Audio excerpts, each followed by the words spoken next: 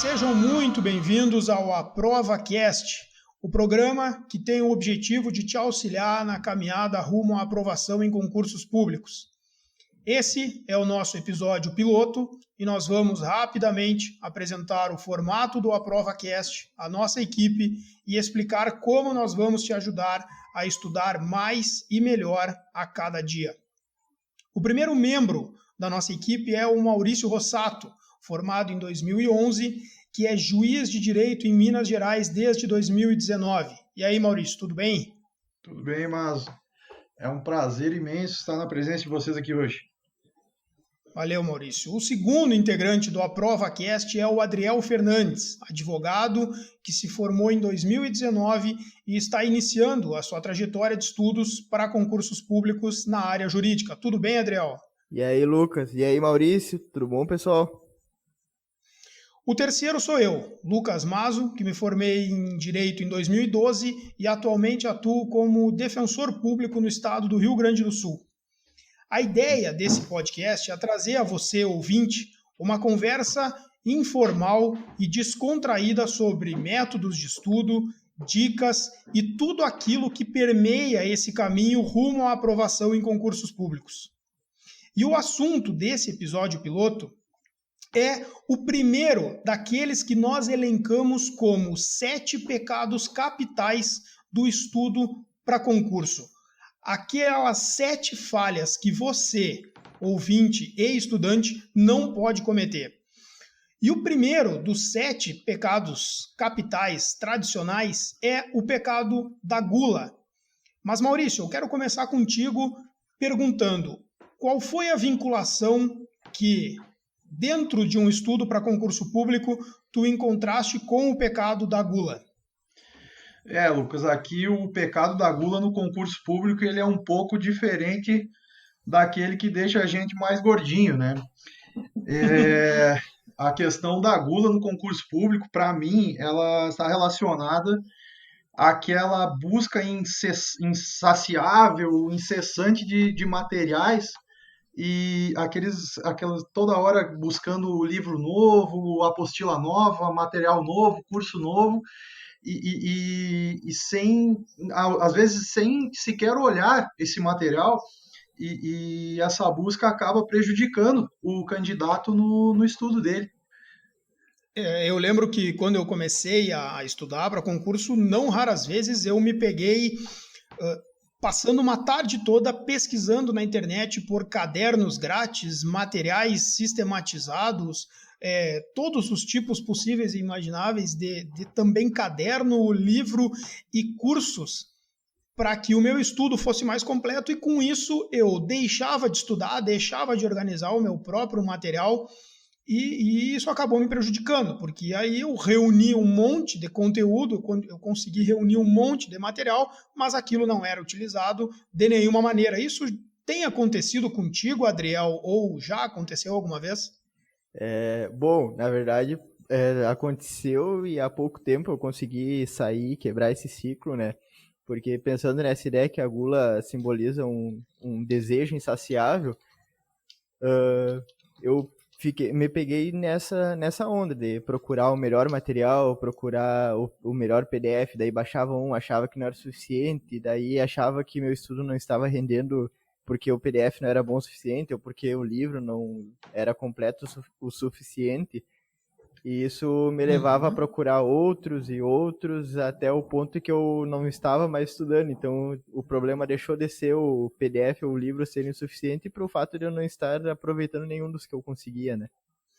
Eu acho que esse pecado da gula, ele também pode aparecer num momento posterior às provas, né, Maurício? Em que o sujeito acaba tendo um mau desempenho numa determinada prova, seja porque estudou errado, seja porque estudou pouco, ou talvez porque o material não seja bom, mas ele chega naquela conclusão equivocada de que o material dele não é suficiente. Aí ele abandona tudo que ele tinha e começa a procurar novos cadernos, novos livros.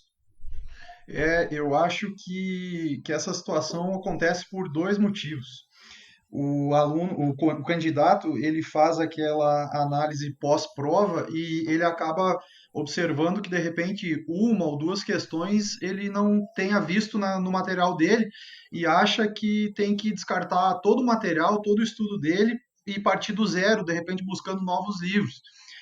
E Uhum. outra situação que eu imagino que possa causar isso, que pelo menos para mim já aconteceu algumas vezes, são os grupos de WhatsApp, até às vezes redes sociais como o Facebook, que tem os grupos de estudo, e o pessoal vai falando de livros, que tal questão estava em determinado livro, tal questão estava nesse livro, e às vezes são livros que o candidato não teve acesso.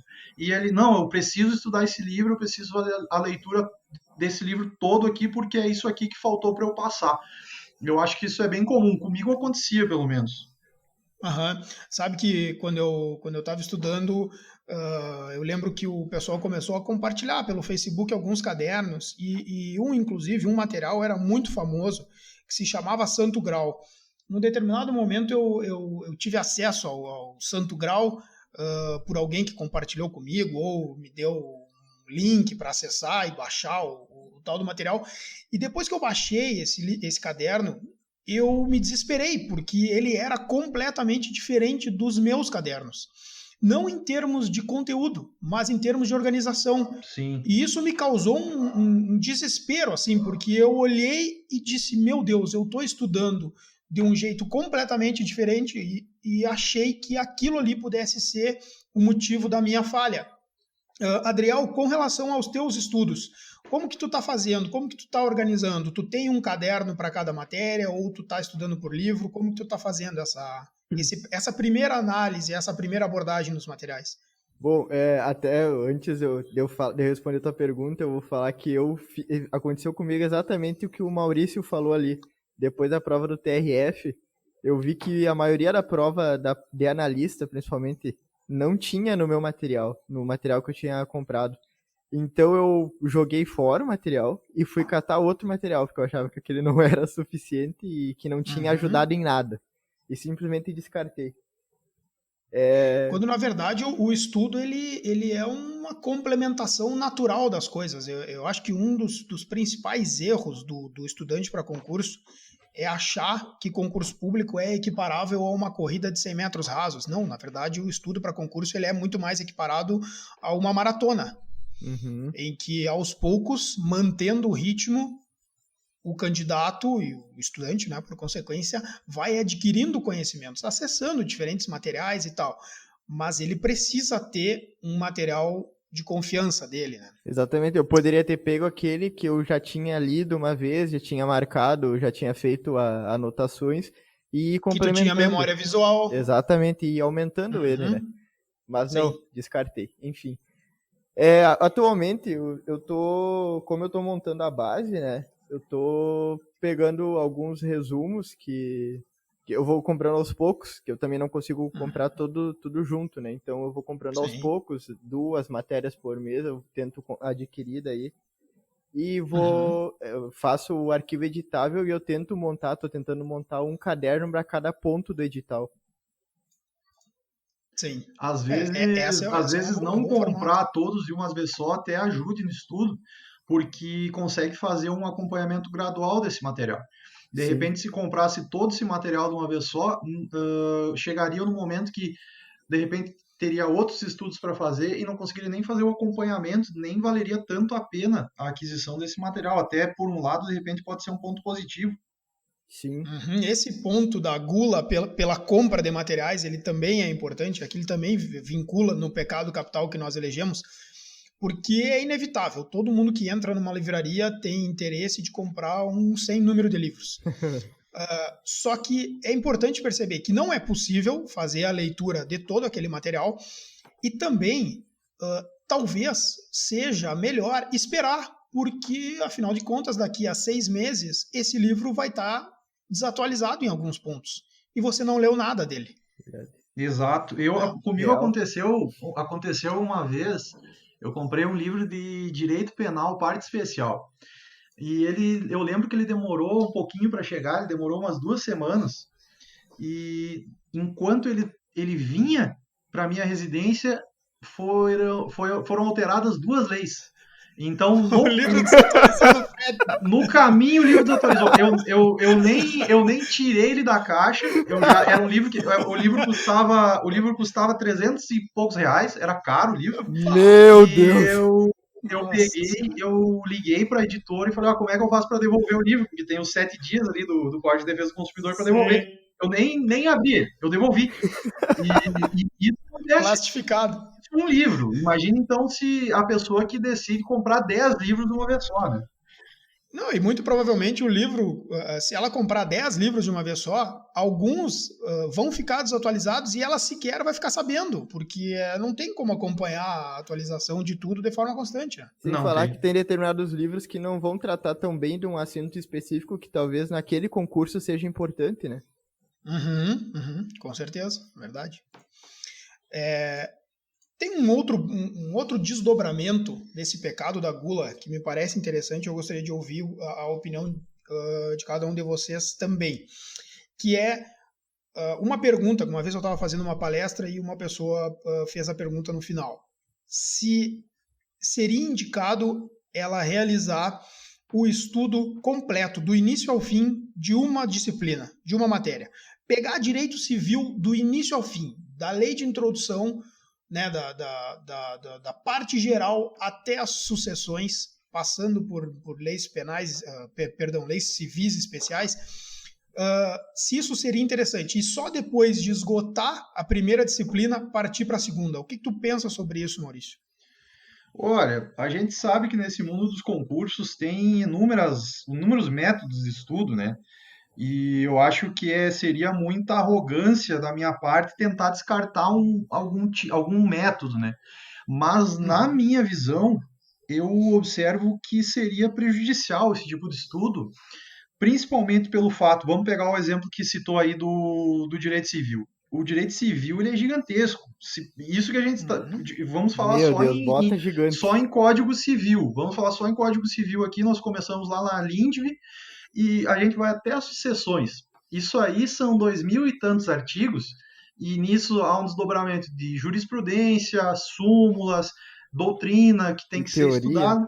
Então, quanto tempo se perde para fazer uma leitura do início ao fim do Código Civil?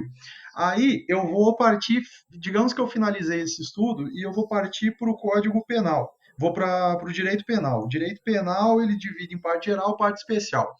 Após eu vou para o direito administrativo, depois eu vou para constitucional, ambiental, consumidor, e o direito civil eu estudei lá em janeiro e eu já estou chegando em abril. E eu não revisei.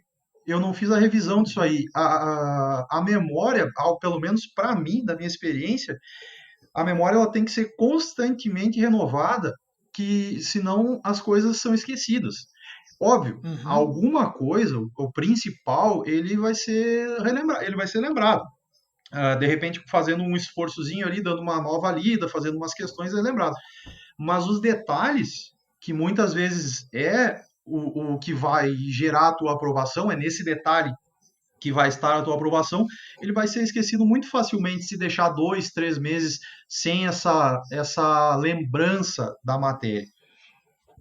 Isso aí, esse é um ponto, e talvez tenha sido nesse sentido a minha resposta para ela. Eu, inclusive, usei uma analogia, assim, eu disse para ela, olha, se um estudo surgir e te mostrar que você precisa, como ser humano, ingerir 30 quilos de proteína durante o ano, se você ingerir tudo isso na mesma semana, isso significa que você terá suprida a necessidade do restante do ano? Não. É preciso que a alimentação seja balanceada durante todo o ano para que você consiga ingerir essa quantidade de proteína que o estudo diz que é necessária. Exato. Com o estudo para concurso público e com o conhecimento, a aquisição, a memorização de informações que são cobradas em concurso, acontece a mesma coisa. É preciso ter uma interligação de informações de forma balanceada. Então, esse comparativo com a alimentação, ele vale para tudo. De uma forma adequada e controlada, você vai adquirindo aquele conhecimento. Adriel, dentro da tua organização inicial dos concursos, você já fez uma divisão mais balanceada dessas matérias ou já te aconteceu, por exemplo, de querer estudar uma matéria do início ao fim? Então, eu já quis estudar uma matéria do início ao fim, Porque é muito sedutor pensar assim, né? Não, eu vou estudar bastante. e depois, quando eu souber tudo de direito administrativo, eu vou para o constitucional. E aí eu vou saber tudo de constitucional e administrativo. Só que quando ele chegar na terceira disciplina, ele já não vai lembrar nada da primeira. É de uma arrogância grande, mas se eu não me engano, eu não sei como é que funciona, mas eu vi uma vez, aí eu vou falar de uma informação que eu recebi externamente, né? Eu vi uma vez um professor meu dizer que ele não gostava do jeito como a universidade se dava, que ele preferia, ele achava que era mais interessante o formato onde tu estudava toda uma disciplina do início ao fim, encerrava aquela cadeira e iniciava outra. Uhum. E eu ouvi isso dele, quando eu fui começar a estudar para concurso, eu lembrei disso, eu pensei, se ele falou, né, era um cara muito inteligente e tal, se ele falou Sim. e se usam isso, eu não sei se usam, mas ele deu a entender que usavam isso na pós-graduação. Se usam isso, deve ser interessante, né? E eu conheci um antigo professor de estratégia, concurso, se não me engano, que ele era auditor da Receita, e ele fez um vídeo, colocou no YouTube, dizendo que ele passou estudando assim, mas que hoje, conhecendo o ciclo de estudo, ele não aconselha. Que ele disse que ele aconteceu muito dele chegar, concluir a quinta matéria e não lembrar de nada da outra. Sim. Me parece também interessante lembrar que o estudo, seja da disciplina que for, ele sempre tem pontos que se interligam, porque o ordenamento jurídico é uno. Ele sempre vai estar em consonância com a Constituição Federal, né? Assim esperamos, mas num determinado momento as coisas elas vão se conversar, as disciplinas elas vão ter essa interligação. E você, quando estiver estudando lá os princípios de direito constitucional, nos direitos e garantias fundamentais, vai rememorar princípios que leu no início do estudo de processo penal, direito administrativo, etc. Então, se houver essa conversa entre as disciplinas, me parece melhor e também me parece mais uma fonte de memorização. Sim. Maurício, quando tu organizava o teu estudo, tu fazia por disciplinas, por tempo, cada dia estudava um ponto, como que era essa organização? Eu fazia por disciplinas, mas fazendo alternância entre elas, né? Eu tentava sempre deixar próximo disciplinas, justamente isso que tu comentou, disciplinas que se complementavam.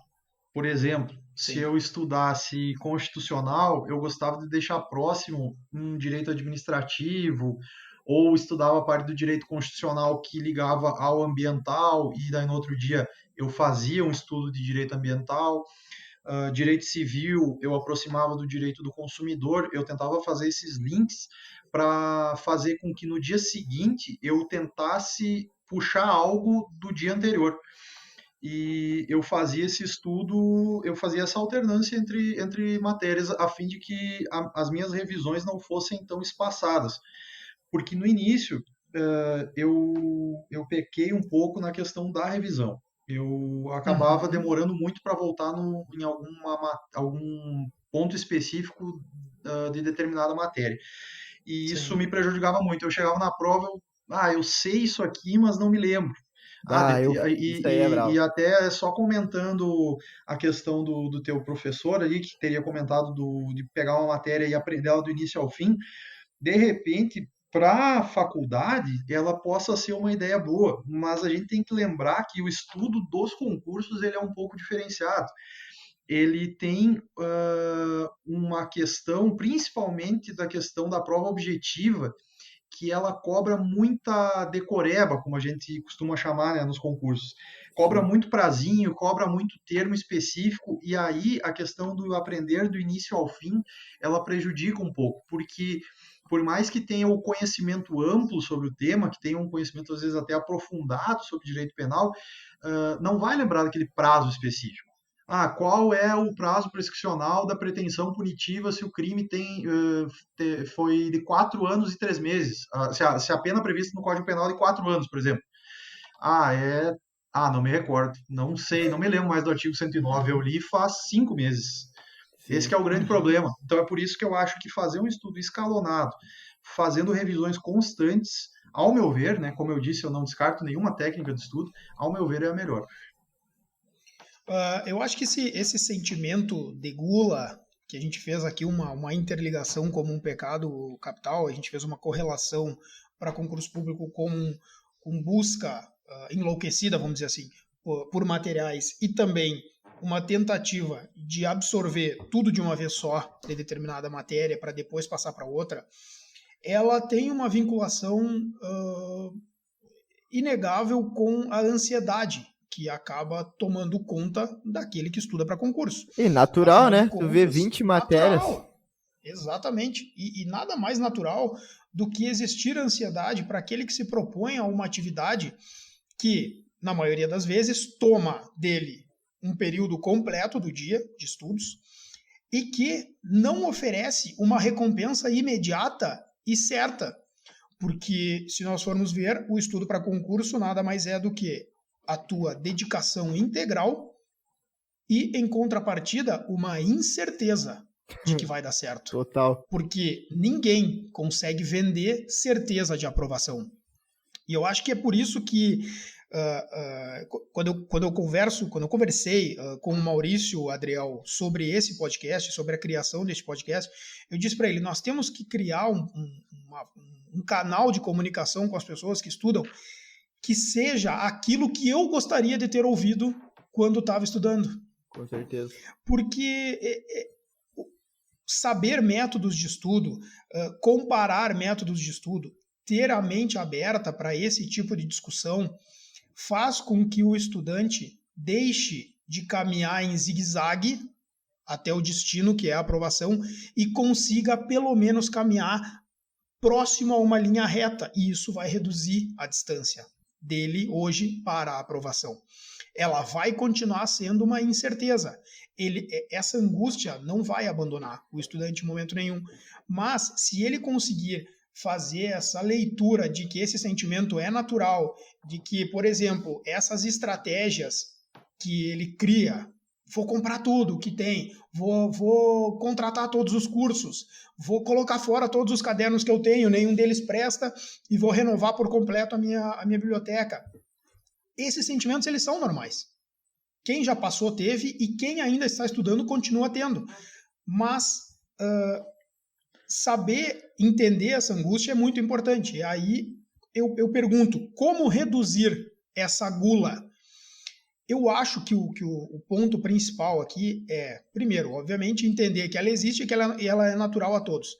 Mas, a partir do momento em que a pessoa consegue ter confiança no material que ela tem, aí ela vai conseguir dar passos mais seguros na direção da formação de um material adequado e na compra consciente de outras coisas.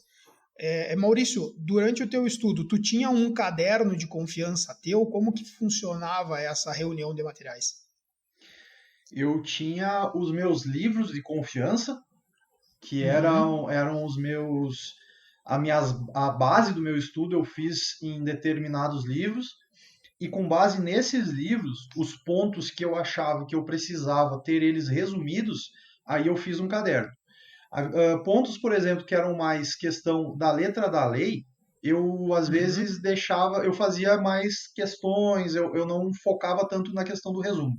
Mas partes mais teóricas, que eu achava que eu precisava ter um material mais curto, mais resumido, para uma leitura rápida, uma memorização, aí sim eu fazia um caderninho, fazia no computador, eu preferia fazer no computador, porque aí eu poderia adicionar informações, fazer alterações com a medida que fosse algo alterado, aí eu fazia isso aí, eu tinha minha pasta no computador, né?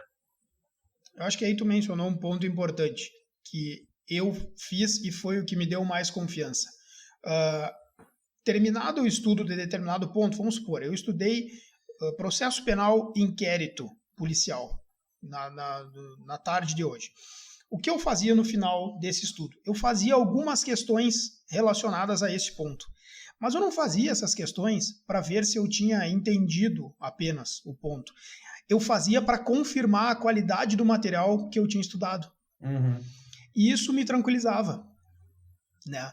Porque a partir do momento em que eu fiz essas questões, logo depois de ter estudado, e eu conseguia um bom aproveitamento, eu podia fazer um Vzinho lá, podia dar um ok do lado do ponto do edital, e aquele ok não significava só que eu já tinha estudado aquele ponto, mas também que o meu material era suficiente para que depois, numa eventual prova, se tendo uma frustração no resultado, esse sentimento de abandono de todo o material viesse, eu podia ir lá no edital e olhar, não, mas olha aqui, ó, quando eu estudei, eu tive um bom aproveitamento. Então, eu tenho que melhorar em outros aspectos, e não no material.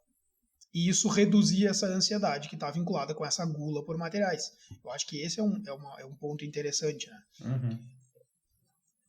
Adriel, Sim. com relação a essa ansiedade, como que tu está fazendo para lidar hoje, como que tu te vê nessa incerteza de um resultado futuro? Então, pra mim é complicado. Foi, digamos, alguns meses já que... Alguns meses de sacolejão, assim, que a vida tá dando, né? Porque é complicado quando tu sai da faculdade. Eu não era o melhor aluno da faculdade, assim, mas eu tinha um bom aproveitamento, mesmo não sendo um aluno tão aplicado. Então, tu tem uma certa vaidade, né? Acha que é inteligentão, que vai sair e conquistar o mundo rápido. Que vai ser fácil. Exato. Tipo, não, pra mim é barbada isso aí. E daí tu lê um livrinho ou outro mais difícil de filosofia, às vezes umas 100 folhinhas ali, e tu acha que tá dominando tudo. Daí eu tô me deparando com isso, né? E como eu disse, eu percebi essa questão da gula há pouco tempo. E pensando na gula como um vício, né? Pensando naquela dicotomia entre vício e virtude, a virtude que combate a gula é a temperança. Então, eu tirei uns dias, eu parei, larguei tudo, assim, tirei uns dias, eu sentei, levantava de manhã, li alguma coisa mais do que eu gosto, assim, de filosofia, e ficava pensando, tipo, o que estava acontecendo, né? O que eu estava tentando esconder de mim. E passei por essa autoanálise. Nesse momento, no momento que passou, eu entendi o que estava acontecendo, aí eu voltei a me reorganizar. Aproveitei e fui seguir uma monitoria que apareceu ali nessa quarentena, e estou usando esse tempo seguindo outros estudos para ir montando meus cadernos e organizando. E assim, beleza. Tipo, foi num momento de calmaria, entendeu? Sair, empurrar as coisas um pouquinho para longe, tomar uma certa distância do que estava acontecendo para reanalisar as coisas. Acho que a gente vai ver esse ponto, e essa é uma conclusão que nós não vamos conseguir fugir. Pelo menos para mim foi assim, eu acredito que para o Maurício tenha sido também. Em todos os pecados que nós vamos ver, nós vamos chegar numa conclusão de que estudo para concurso público só é válido quando ele é um estudo organizado, né, Maurício? Com certeza. Senão... Do contrário, o sujeito vai estar caminhando em círculos. Com certeza. E só para complementar a informação que passou antes, eu acredito que esse podcast aqui, ele não tem a intenção de dar o caminho das pedras, como falam, ou dar a receita do bolo, a receita do sucesso. Mas a nossa intenção é tentar evitar que se sigam caminhos errados.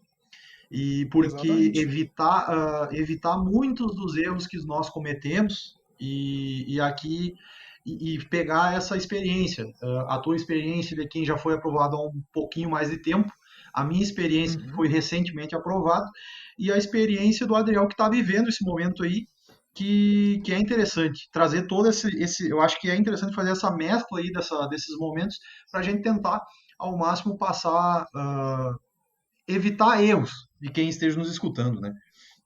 Sem falar que se na próxima prova de concurso público que terminar, se alguém tiver ouvido este podcast e se deparar com esse sentimento da gula de fui mal na prova, vou jogar fora todo o meu material, mas se ele lembrar do podcast, ele vai ver, não, isso aqui eu já sei que é uma sensação que muitas pessoas tiveram e que eu não posso cair nessa armadilha. E aí, para nós, já valeu a pena. A gente já fez evitar dar mais uma volta nesse círculo vicioso de voltar a dispensar todo o material, buscar enlouquecidamente por outras coisas, achando que vai, de forma milagrosa, encontrar a solução para os problemas dele, encontrar o material perfeito, encontrar o caderno mais atualizado. Isso não existe.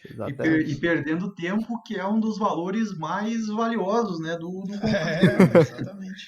Deixa eu perguntar uma coisa para vocês, aproveitando o ensejo. Pro TRF4, né, eu fiz um estudo, porque daí eu tava iniciando, daí eu pensei assim, não sei nada, é agora que eu vou ver método de estudo, né. A gente não gosta do TRF, tá, Adriel? A gente é juiz de direito e defensor público. Tá bom. Não, vai lá. Mas quando eu fui estudar, daí o que aconteceu? Tinha umas 8 matérias lá, e aí apareceu, tava na moda, todo mundo falando sobre ciclos de estudo, né, tipo, ciclos de 1 hora para cada matéria. E eu pensei, não me pareceu atraente, mas eu pensei, bom, se todo mundo tá usando, vamos ver como é que é isso aí. E eu fiz, daí tipo, todo dia eu estava estudando 8 horas diárias, era 1 hora cada matéria, daí eu fazia o ciclo, né, girava todo o ciclo por dia, assim. Durante 1 mês e pouco foi isso. Só que depois que passou o TRF, obviamente veio a sensação de, tipo, meu material não era bom porque não tinha nada, eu joguei fora e tal. Eu percebi também, e daí foi uma análise um pouco mais distanciada, que pra mim não funcionou aquilo. Porque me dá muita angústia no final do dia eu pensar o que eu estudei hoje e atravessar tudo. Porque veio um pouco de um monte, sabe? Pouca coisa de várias coisas. E embora as coisas... Eu acho que esse é um ponto, a questão da diferença do ciclo de estudo para um estudo mais segmentado de pontos. Com certeza a gente vai ter que fazer um episódio só disso. Mas esse sentimento que tu teve é o que faz muitas pessoas abandonarem a forma de ciclos. Porque eu notava, né, que o pessoal falava muito que ajudava na fixação, né, aquela coisa, prometer resultados rápidos, o aprendizado acelerado, não sei o quê. Só que eu realmente, eu me vi muito melhor no jeito que tu me ensinou ali de estudar 1 ponto por dia. Quando eu termino o dia, eu consigo fazer uma linha do tempo na minha cabeça, assim, tipo, eu sei o que eu estudei, eu sei o que eu vi, as questões que eu resolvi, e tá tudo certo. E depois basta revisar, porque o estudo pesado já foi feito. Né? Muito bem, ótimo. Nós fechamos o primeiro dos pecados capitais que o estudante para concurso público não pode cometer, que é um pecado capital vinculado à gula, dos tradicionais pecados capitais, e que foi aqui identificado como essa busca enlouquecida por materiais, o descarte imediato desses materiais logo após uma prova e também buscar, na medida do possível, claro que respeitando o seu formato de estudo, o que você acha mais adequado, mas evitar estudar uma matéria do início ao fim para só depois passar para a próxima. Esse é o episódio piloto do AprovaCast e nós teremos, em todo final de episódio, um quadro que se chama Com Cara de Prova. Esse quadro vai te dar, de forma reduzida e de forma bem objetiva e resumida, uma dica daquilo que é novo no ordenamento jurídico brasileiro e que tem cara de prova de concurso público. Maurício, qual é o nosso cara de prova de hoje? Lucas, eu separei aqui a Lei 13.984 de 2020, que alterou a Lei Maria da Penha e fez incluir expressamente, dentre as medidas protetivas, o comparecimento do agressor a programas de recuperação e reeducação e o acompanhamento psicossocial do agressor por meio de atendimento individual e ou grupo de apoio. Eu acredito que isso aqui vai aparecer logo em provas objetivas. Vou colocar no material. Nova, coloca no material e mais, Adriel, faz um asterisco, porque quando a lei é nova, ainda não tem doutrina para a banca utilizar para fazer questões, ainda não tem jurisprudência, então a banca só pode utilizar a letra fria da lei. Lei nova é a melhor coisa para a prova de concursos. Quando editaram o Código de Processo Civil novo, eu lembro que algumas pessoas diziam, tem que estudar todo o código novo do início, isso é ruim. E eu dizia, depende, porque para a prova objetiva é ótimo. Sim. Porque para a prova objetiva vai cair letra da lei.